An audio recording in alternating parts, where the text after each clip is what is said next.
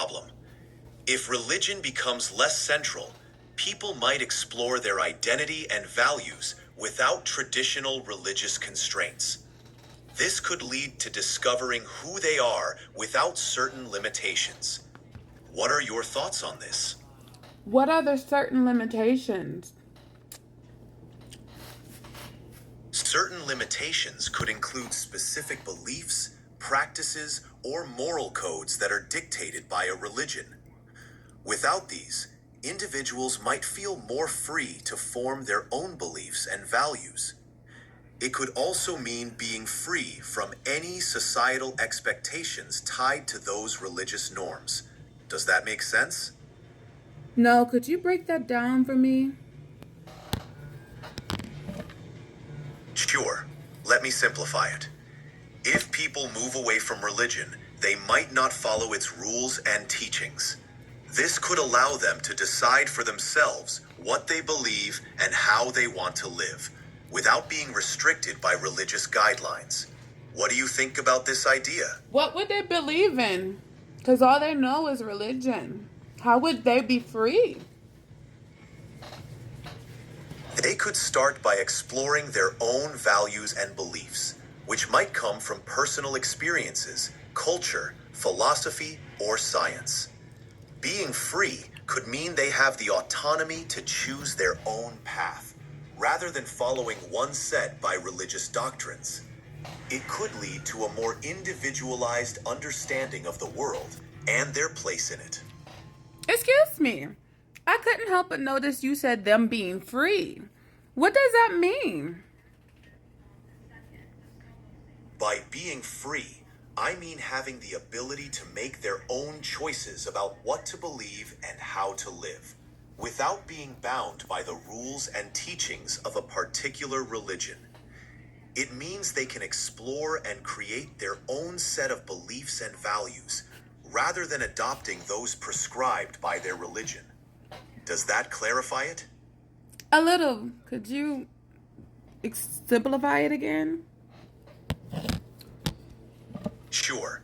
Being free means they have the freedom to choose their own beliefs and how they want to live, without following rules set by religion. They get to decide what's important to them. Does that make more sense? What would be important to them? It could be different for each person. They might value things like personal happiness, relationships, ethics, learning, or contributing to their community. What's important could come from their experiences, culture, or personal reflections. What would their personal reflection be? Personal reflection could involve thinking about their own experiences, what makes them happy, what's meaningful to them, and what kind of person they want to be. It's like taking time to understand themselves better and decide what's important to them.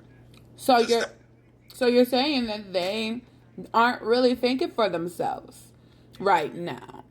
But if religion grew ancient and nobody followed it or barely followed it in this case, they would be free to discover who they really truly are. So you're saying that people aren't really knowing who they are because religion has blocked them from that. Not necessarily for everyone, but for some people, strict religious guidelines might limit their exploration of personal identity. Without those limits, people might feel more free to discover who they are on their own terms. But remember, some people find deep meaning and identity through their religion, so it varies from person to person. Do they know what the systemic of what's so systemic about religion is how they, especially in Christianity, the Templars slaughtered the Christians and the non-believers and enslaved? Yes, throughout history, there have been instances where religious groups, including Christianity, were involved in violence, persecution, and oppression. It's important to acknowledge these systemic issues and understand their impact on history and societies. This can help us learn and work towards more understanding and inclusive communities. How, what do you mean by inclusive communities?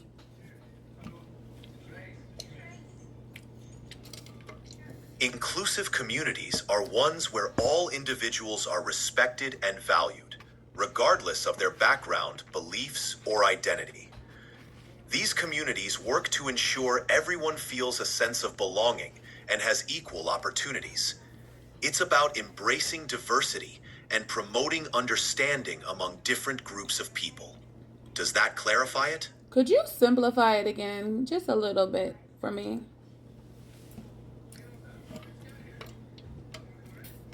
Sure. Inclusive communities are about welcoming everyone, no matter who they are, and treating them with respect. It means everyone has a chance to be included and accepted. Does that make sense? Could you say that again? I'm sorry, I wasn't paying attention. No problem. Inclusive communities are about welcoming everyone and treating them with respect, regardless of their differences. It means everyone has a chance to be included and accepted. Does that make sense now? No, could you please say it again? Sure. Inclusive communities welcome and respect everyone, no matter their differences. Everyone gets a chance to be included and accepted. Does that help clarify? Could you just clarify it a little bit more, a little bit better? Please? Sure. Inclusive communities are about making sure everyone feels welcome and valued, no matter who they are. It's about including everyone and treating them fairly. Does that make sense now?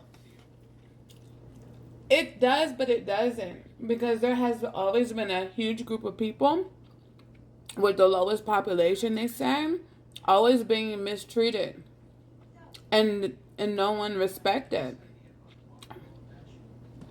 How's that fair? How's that right? We want that. That's a concept. You think religion was bringing that, but it isn't. Everybody hates one another. You're right to point out that many groups have faced discrimination and mistreatment, often unjustly. Religion, like many social constructs, has been used both to unite and to divide people. The goal of inclusive communities is to overcome these divisions and create a fairer, more respectful society. It's a challenging journey, and there's still much work to be done. Why did you say there's still much work to be done? I said that because, despite progress, there are still many instances of discrimination, inequality, and lack of understanding in our societies. Building inclusive communities where everyone is treated fairly takes ongoing effort and commitment. It requires addressing deeply rooted issues and working together to create positive change. Does that clarify it? No, could you simplify it even more because you're confusing me a little bit? So could you make it more where I can understand? Like explain it to you like you were explaining it to a child. How would you say that to a child? Okay. Imagine everyone is playing together, but some kids aren't being treated nicely. We want everyone to be included and treated fairly. But sometimes we need to work hard to make sure that happens. That's why there's still work to do, to make it fair for everyone. Does that help? So are you saying this is what's going on right now with the president? And could you hold that second thought? No, continue. Part 2.